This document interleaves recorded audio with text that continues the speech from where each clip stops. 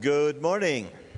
I was having so much fun interacting with Rotarians that I am in their election of duty here, 2 minutes late. Will you please join me in the Pledge of Allegiance? I pledge allegiance to the flag of the United States of America and to the republic for which it stands, one nation under God, indivisible, with liberty and justice for all. Now for the inspirational moment, Carter Sales.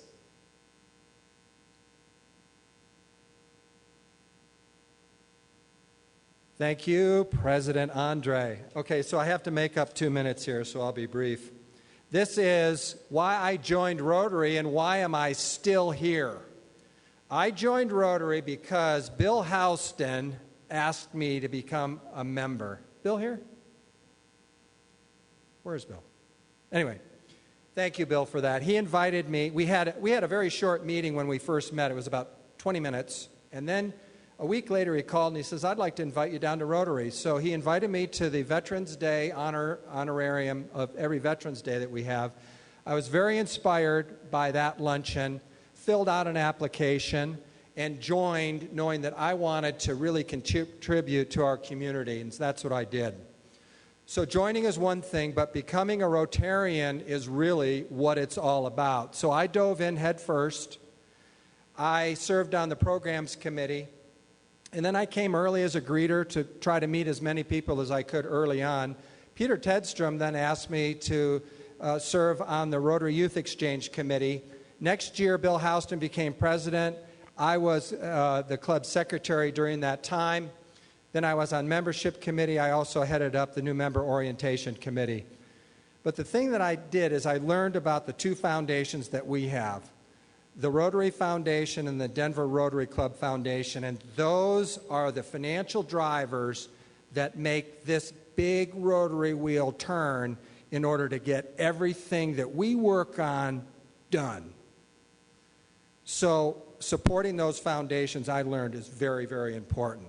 So the key to becoming a Rotarian is get involved, serve on committees, get to know your Rotarians, and the byproduct of that is the amount of business that I've done with Rotarians and then also being able to refer business to my fellow Rotarians, which is terrific. So this all began with Bill Houston, who didn't know me very well, asking me to come to a meeting, become a member. So I'm asking every one of you, who do you know that you're going to ask to come to a meeting? They may just become a Rotarian. Enjoy your lunch.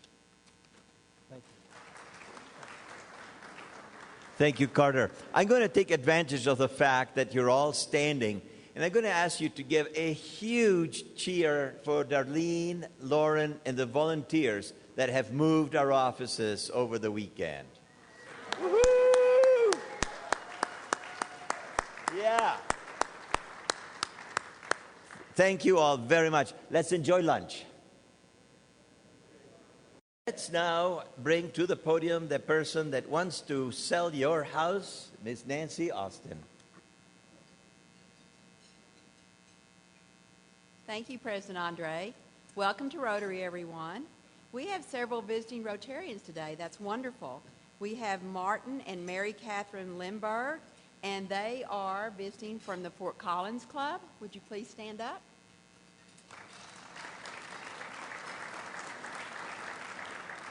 They're both very active in Rotary, and they go back to even serving when Grant Wilkins was a district governor, I believe. So welcome. It's nice to have... Oh, is that right? Okay.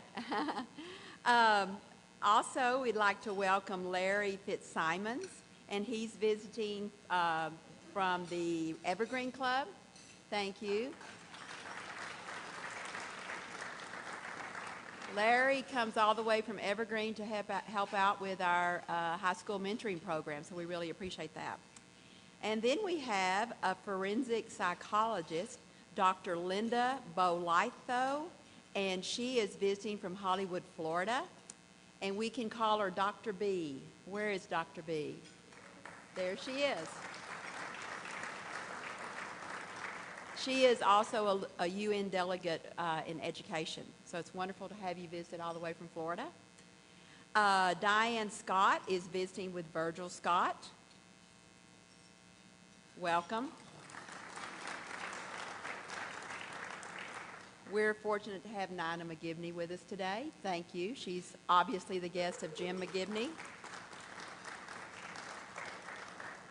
And we have two water and solar engineers.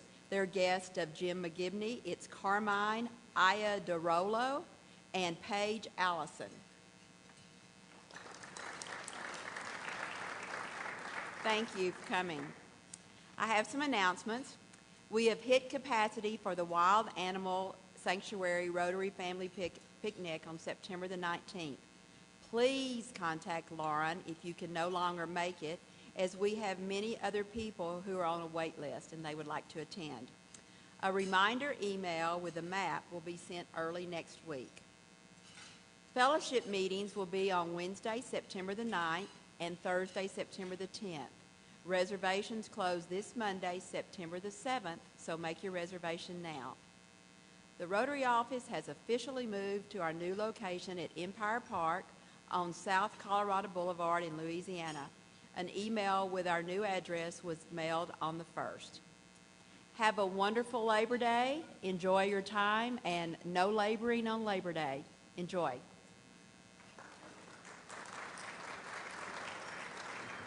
Thank you, Nancy. So, membership is truly our backbone, and it's what makes our Rotary Club. And as I look at around the room today, I realize that I'm now preaching to the choir, and you are the ones that are here. But let's it's in Rotary. It's all about friendship. It's about establishing our relationships with each other.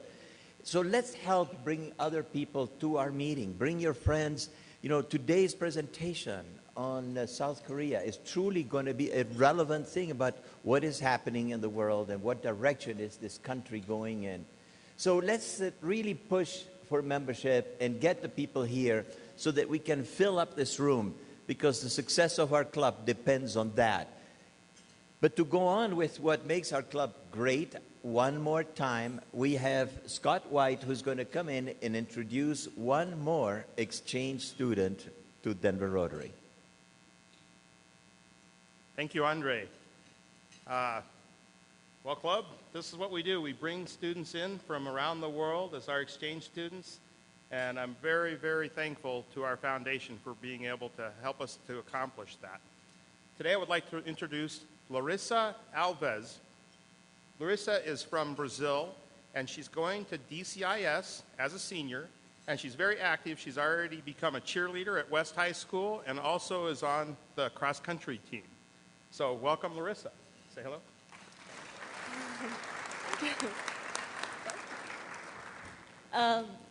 Hello, and thank you for receiving me in the club, and I'm so proud to be here. Thank you.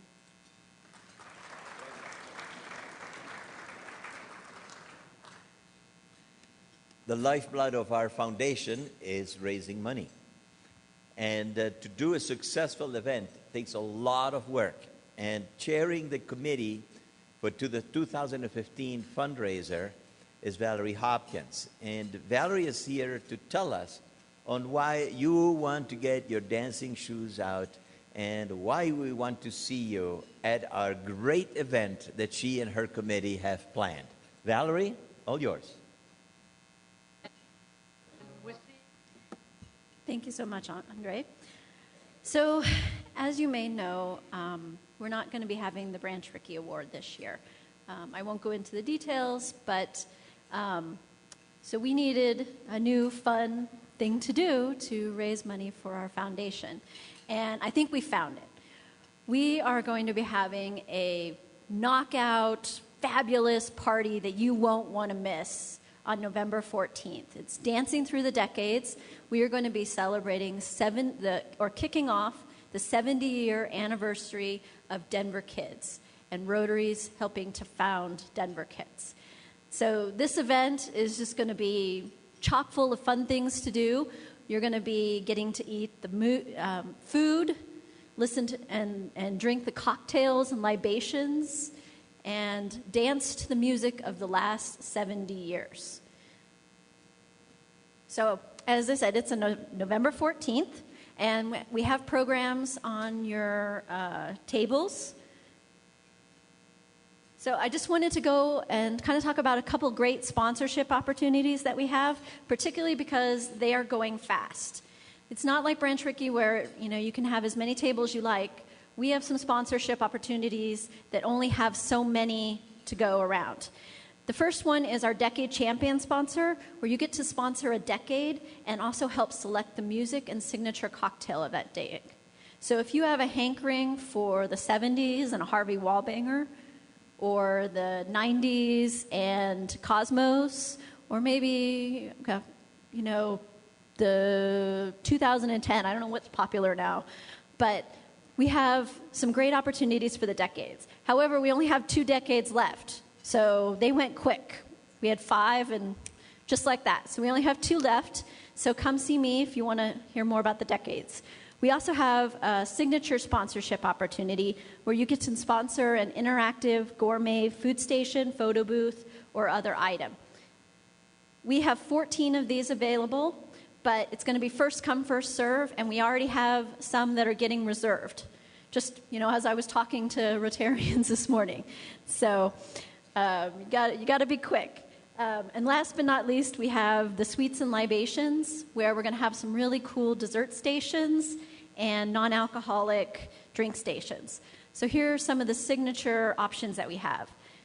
If you want to sponsor the Elvis sandwich, you have a real hankering for peanut butter, bacon sandwich, this one might be yours. We also have New York steak kebabs, mac and cheese bars, burger stations. I'm all about the food, by the way, if you didn't know, haven't gotten to know me so much. I'm all about the food, so we are going to have some fabulous food. We're also going to have photo booths, cigarette girls going around with decade-inspired snacks and other items, entertainment, music, dancing, and you'll get to see more of this in the next couple weeks because we're going to have some dance demos and some different music playing at the decades. Sweets and Libations. We're going to have an ice cream sundae bar where you can just put the toppings on yourself. It's going to be so good. All these different flavors. Mini cupcakes, a s'more station.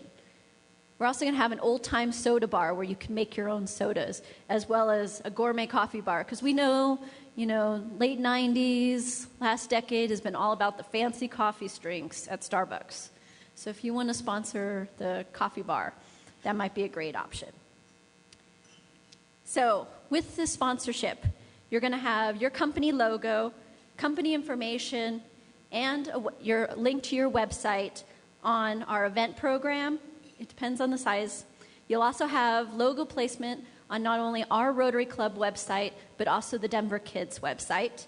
Logo placement on our social media, including Facebook, as well as tables or tickets to the event. So it's a great opportunity to promote and promote your business and also help raise money for a good cause. So with that, you can talk to either me or Darlene if you're interested in sponsor opportunities. As I said, it's first come, first serve, and so I'm already getting people reserving some of these stations and other items. You can visit us on our website, and we also have an interest form, so if you maybe just didn't have enough chance to talk to me today, you can fill out a little form, and then I will contact you.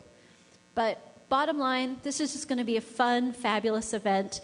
We're looking at about 500 people from both our Rotarian community as well as the Denver Kids Network, and it's just going to be a fun evening, and most of all, it's going to benefit our foundation. And this is going to be an opportunity to support all of the fabulous programs that we are so passionate about. So thank you.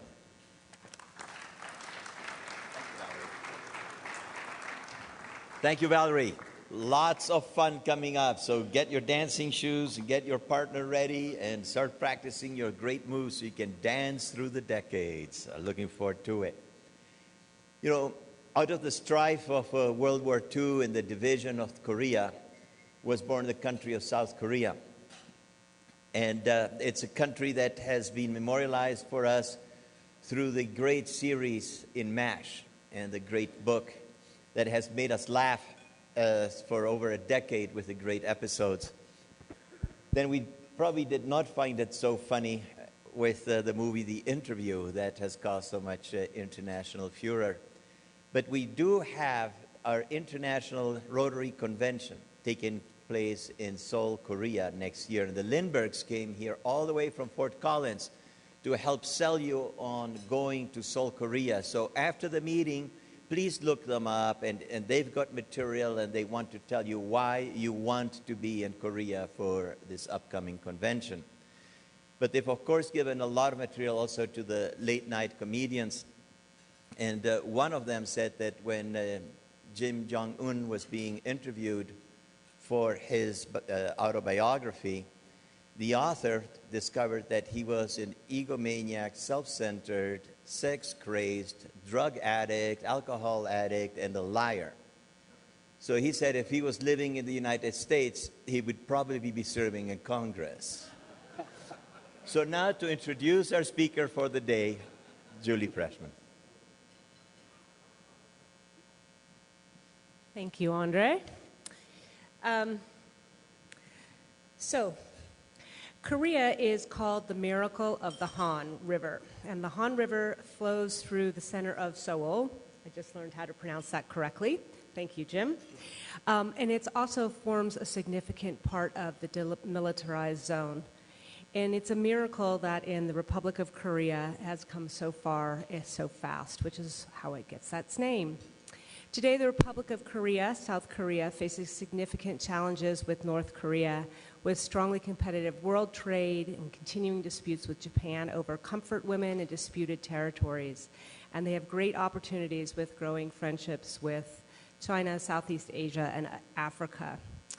A little bit about our speaker, who you all know quite well. Jim McGibney was club president from 2011 to 2012. He's been manager of design and construction for a number of prominent buildings in Denver. He is also an electrical engineer and has served on a number of regional boards of directors. This is intentionally short, and I'm not even the author. Jim offered to write this intro for himself because he's so humble. But I just want to say that we're going to spend most of the time talking about Korea and his program, as we should be. And please help me welcome Jim McGibney. Thank you.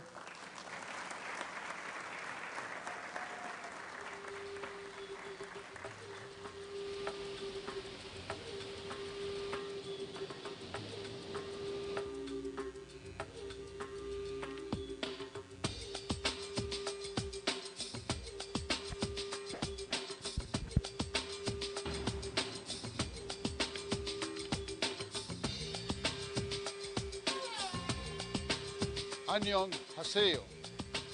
Come, have a unique, unforgettable convention experience. Connect with Korea.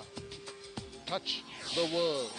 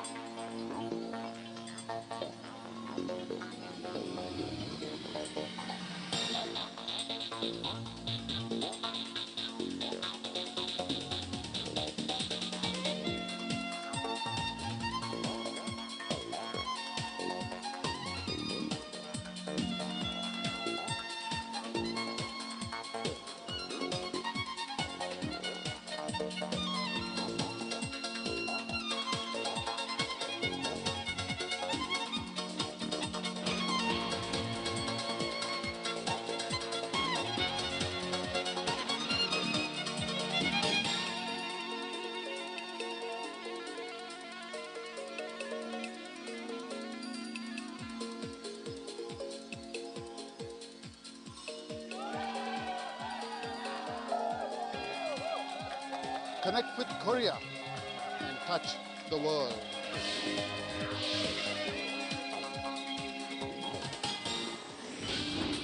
Come join us at the 2016 Rotary International Convention in Seoul, Korea.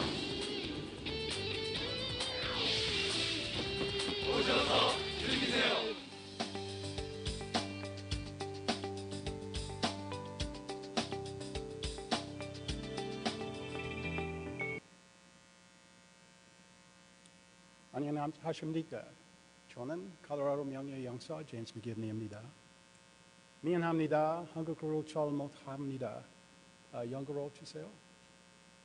It's nice to see everybody this evening, or this afternoon, and I really appreciate the time. We have an expert in the room with Mr. Young Cho for the period of time that I'm going to be talking about, and he's sitting back here, so when the program's over, make sure you talk with him as well.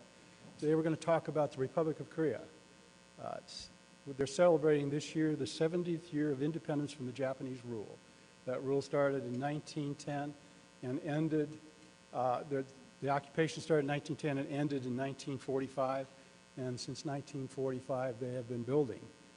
But the country started in a very, very tough position.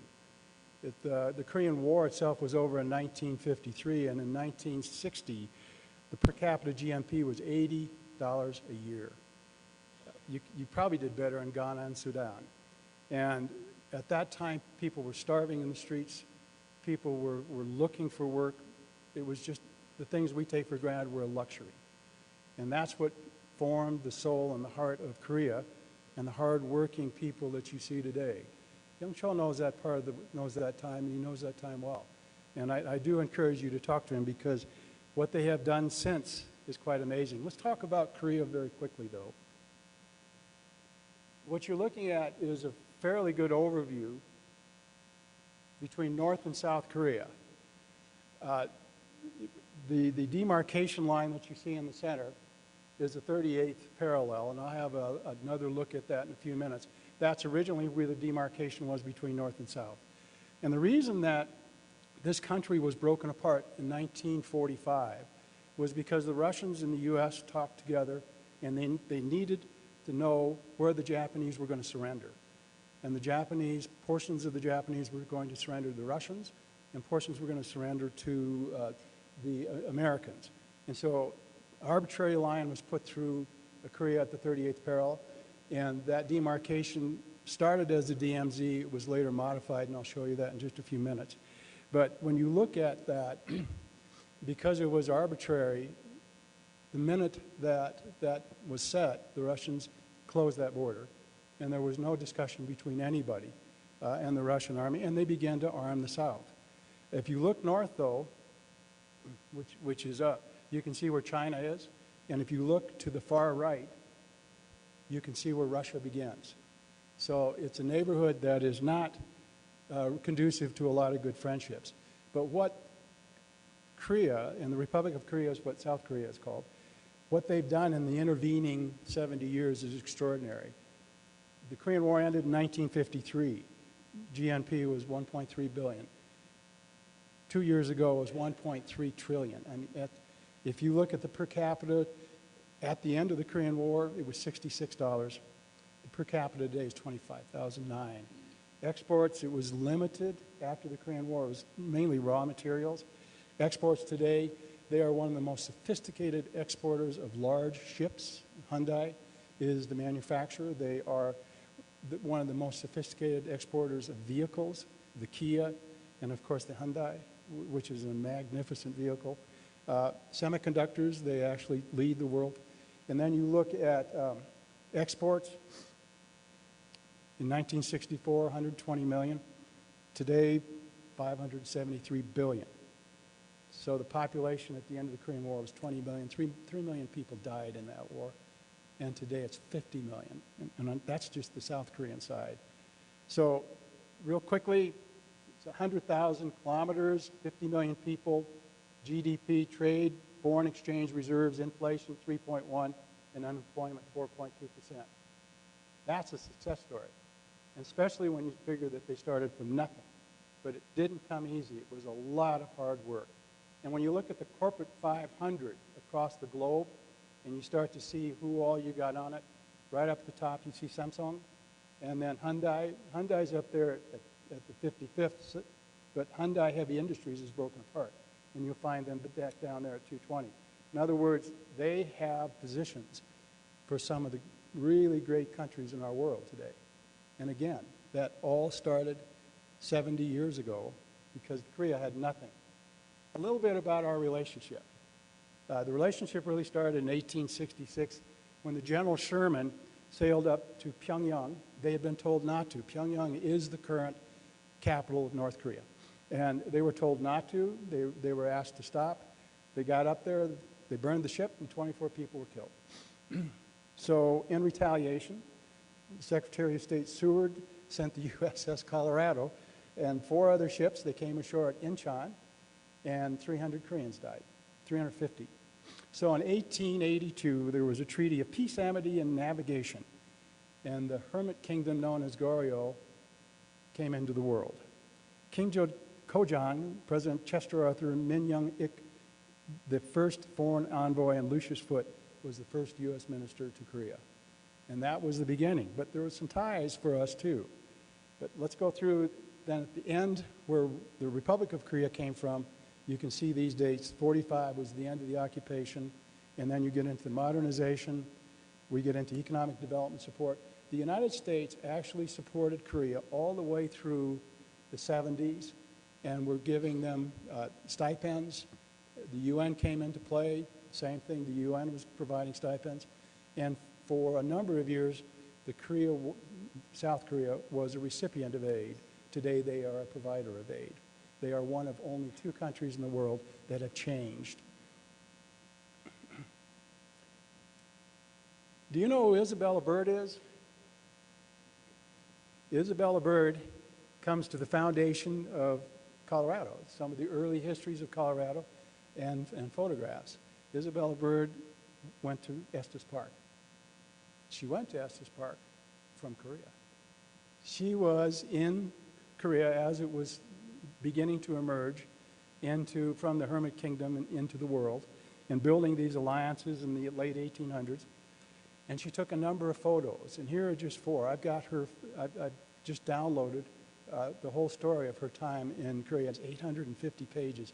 Looks to be a wee bit daunting, but I'm going to take it on. These are just some of the pictures that she took in Korea. And if you look her up, you'll find books that are equivalent for Estes Park and for the development of the mountains in Colorado. And what's interesting is the part of Korea that she was in is very much, it's where Gangwon province is today. It's very much the same as Estes Park. It was probably the areas that Young Cho easily skied in his early years. So today we're getting into the season called Chuseok. And today you had the first installment of Chuseok. And we're going to tell you a little bit about Chuseok. It's Korean Thanksgiving, and it's set by the lunar moon. Just remember that we're dealing with a whole range of religions in Korea. You're dealing with, we'll look at Buddhism, you're looking at Confucianism, Catholicism, and so there's a real melding of a whole group of cultures. The establishment of Chuseok was way back. It's a 5,000-year-old kingdom. I mean, they can trace their heritage to 2,000 years before the Christian era. So this is a lot of those customs come up through there. And Chuseok is Thanksgiving, and it's coming up in 2 weeks. It begins. And what happens is for 3 days, the people leave Seoul, they leave wherever they are, go back to their family, and they celebrate. And Nina and I chose 3 years ago, we said we were going to go back to Korea, and we were going to be there at Chuseok. And we were warned that nobody would be in Seoul. We were warned that nothing would be open in Seoul, and that it might be a little boring for the first 3 days. We were there a total of 8 days. And they were right. There weren't very many people in Seoul, and we walked everywhere. And so we got to walk everywhere. The museums were all open, and they were free. And the cab rides were very, very cheap, but most of the time we would get up in the morning and we'd start walking, and we'd walk until the end of the day. And so I'm going to show you a few pictures of what it was like while we were there.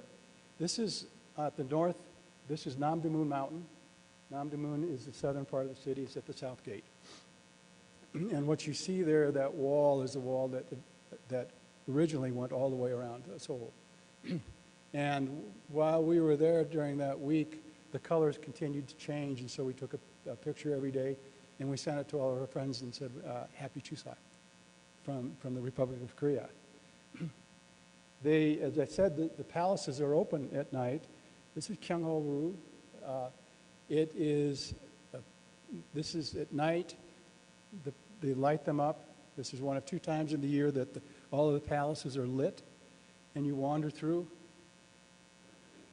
The families come out, and so you have people in each one of these temples everywhere. You've got children, and they have events, and they have music, and we were probably the only 2 Westerners in most of the palaces that we went to visit, and it was a kick. It was fun to see the families walking around, talking to the children, explaining the history. And this picture was, I think it was beautiful. It was taken with an iPhone, and I want to show you what that building really looks like. There's the daytime view of that palace. It was a greeting place. It was a place where you could do banquets. It was a place where that people could meet. And you can go into these any day, and there are several, and I'll explain those and just point them out in a minute. And this is the king's palace in Gyeongbuk. This is the king's building. This is where he lives. And to give you some sense of where this is located, it's right downtown Seoul. You can see the buildings behind and see that you're right in the middle of the city. And it, too, is open at night. And if you look at the lower side of that, you can see all the people that are wandering around in there. And again, we were the only Westerners. We would sit over at the side and watch, and we could walk through there. We walked from the hotel to the palaces, and we walked, usually we walk back. Occasionally we take a taxi. It was just a very wonderful experience. A little detail from the king's palace. And this is the inside. And rarely do they light the inside, and it wasn't lit very well, so you'll have to excuse the quality of that picture. The other palaces in Seoul, Gyeongbuk was built, that's the first one, 1392. Cheondok was 1405. Cheongryong Palace, 1483. Gyeonghui was in 1600, and Dokso, 1907. And the interesting thing was the last palace was built just before the Japanese occupation, and it was built specifically to separate the king, who was in control of Korea at that time, from his people. And they had him separated, and then the Japanese came in and very simply took over the kingdom in 1910. Now, it wasn't a step function. There was infiltration, and it was a difficult period. I've seen one film on that period. I'm not sure how many exist, but it was a very difficult. Just really quickly, some highlights, lowlights. If you were Korean, you were not allowed to speak Korean. You had to speak Japanese. You had to have a Japanese name. You had to do business in the conventional Japanese manner. And then the Japanese came in and built their ministry building right in the middle of downtown Seoul, so it was always in everybody's face. So it was a very difficult time. During Chuseok, a lot of other interesting things happened. This is on the Han River, and we were walking along, and there was competition going on. And I was trying to figure out, because they were small cars, small battery-operated cars. And I went over, the gentleman to your right that's got the suit on, Yun Changban, he is a doctorate at the university. And this was a countrywide competition on how do you design a smart car. And each of the universities came in with miniature cars. They knew what the roadway was going to be, sort of, but the car had to have all the sensors in it, and it had to be battery-operated and sun-powered. And so it had a heel, and the road did this, and whoever's car got through there in the shortest amount of time without banging the wall was the winner. And it was really fun to watch that competition and all the kids at work. It's a time to visit museums. This is the National Museum of Korea.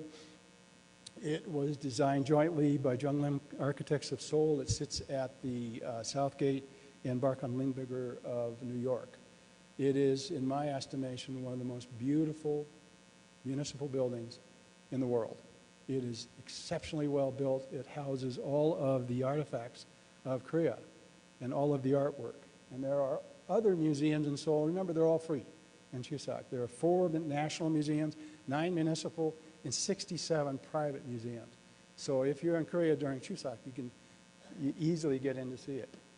This is one of my, this is as an engineer, this one's fine. Cheonggyechon Stream, in 2003, actually, this was one of the first major Hyundai road projects.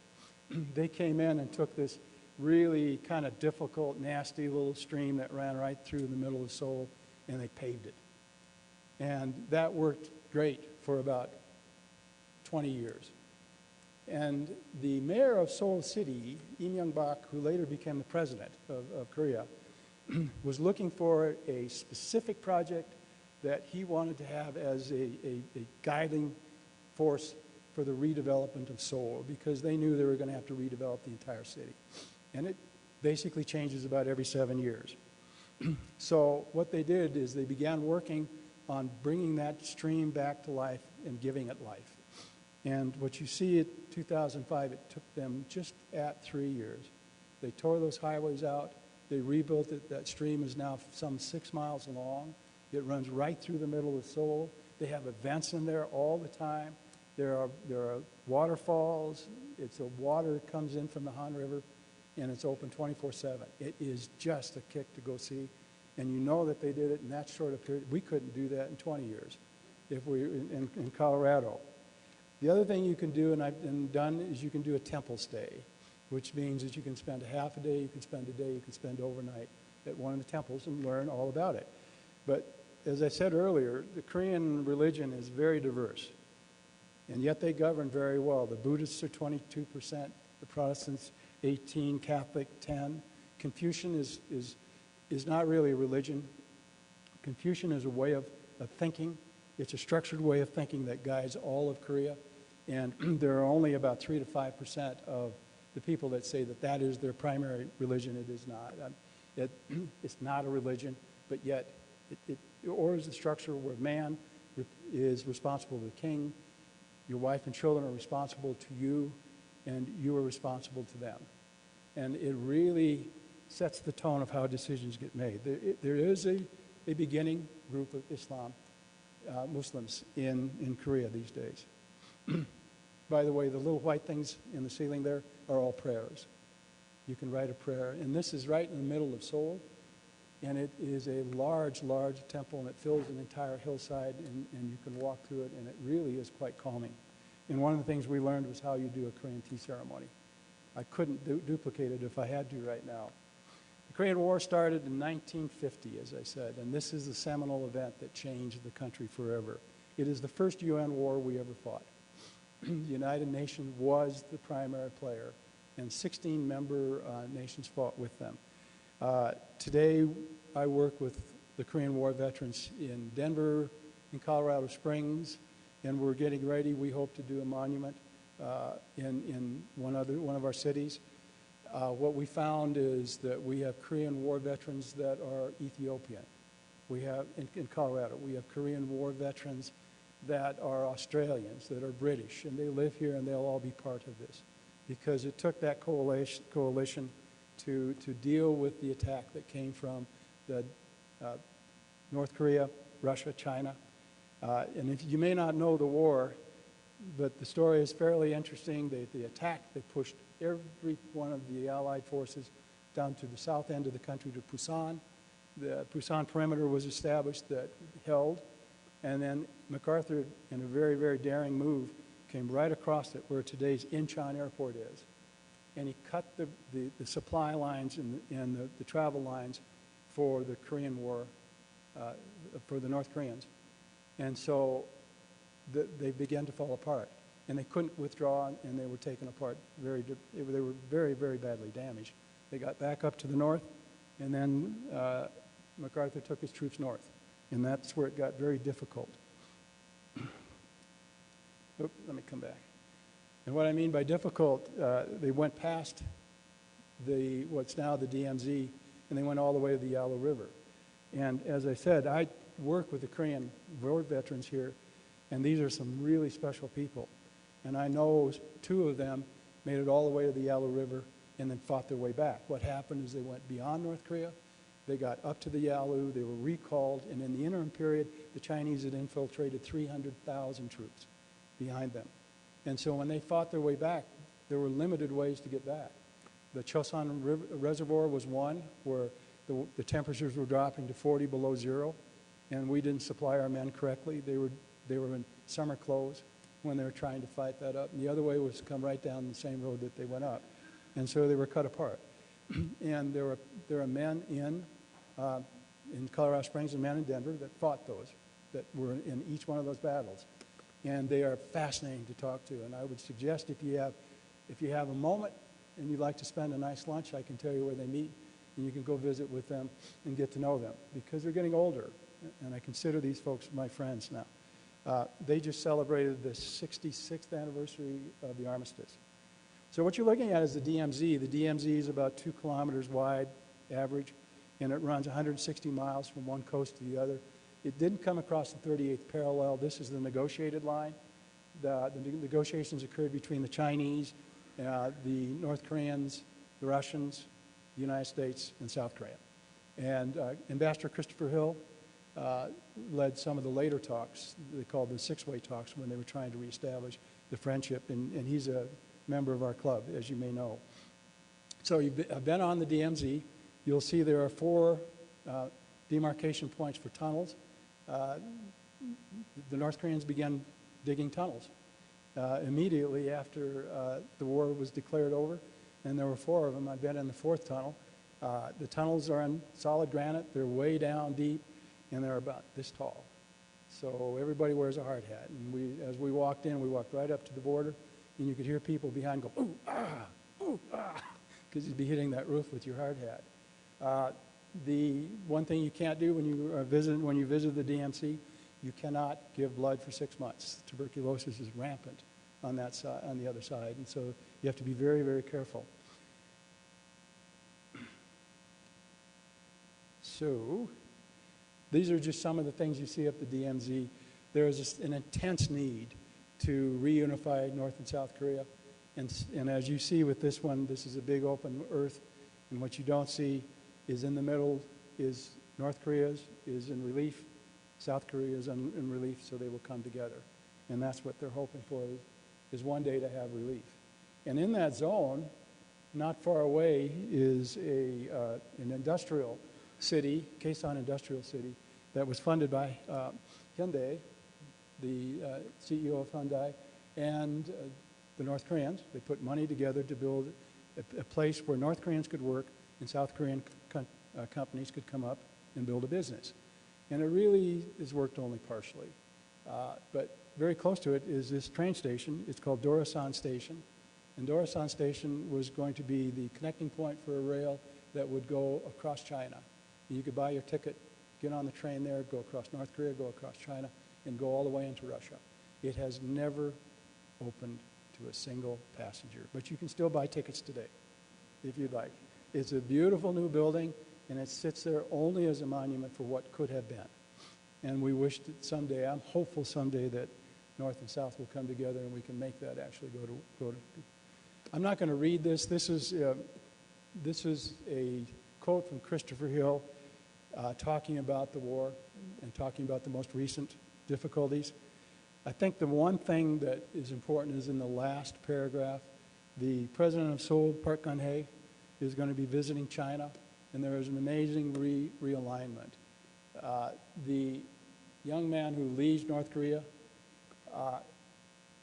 is probably so inexperienced he didn't know what he was doing when he set this last round off, and he got nothing out of it. His father and his grandfather would have these stunts every once in a while, and they'd get some concessions and some money. He got nothing.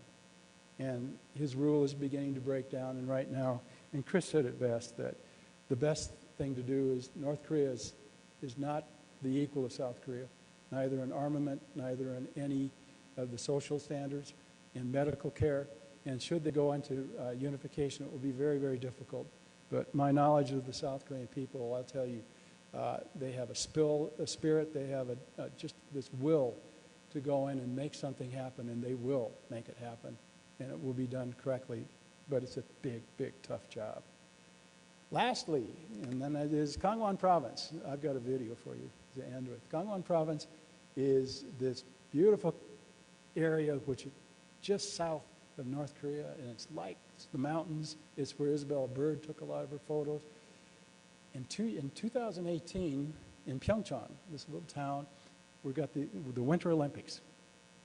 And we, Colorado, are a sister state to the province of Gangwon.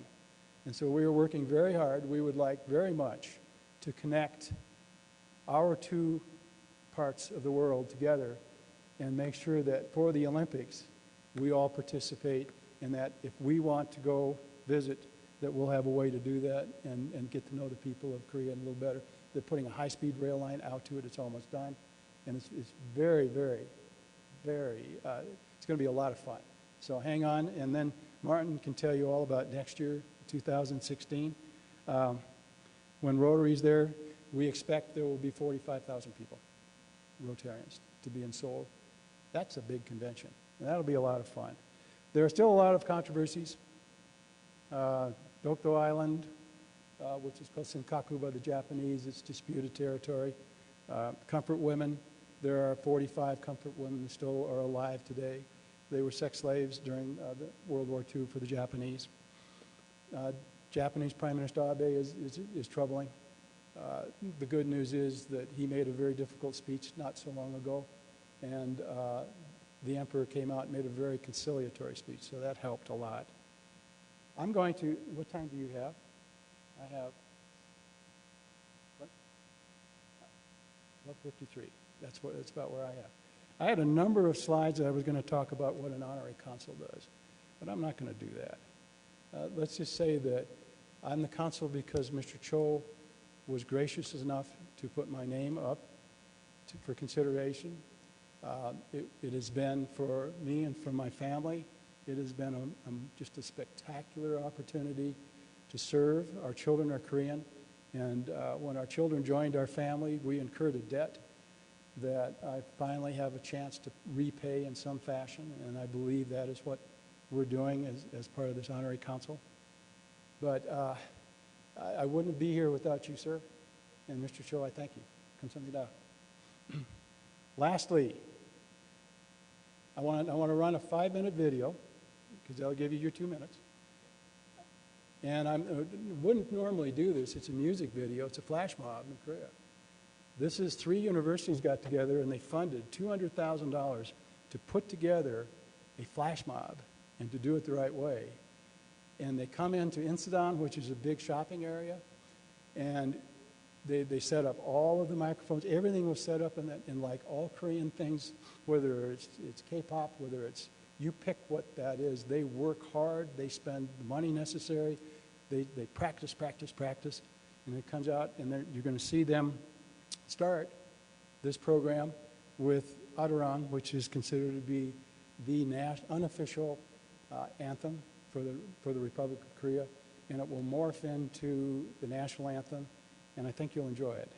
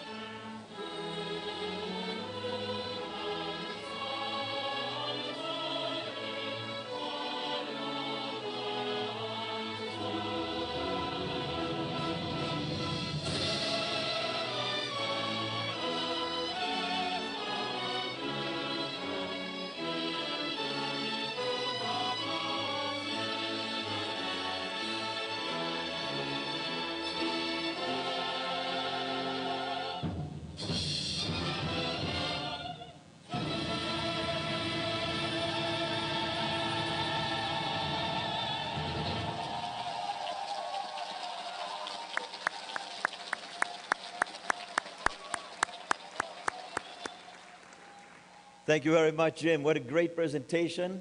I think it's extremely relevant to find out a little bit about the history, but a little bit about the current situation in Korea.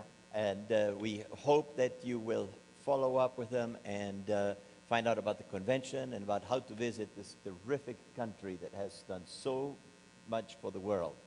You know all about the polio donation, so I won't go into that right now. So thank you very much, Jim.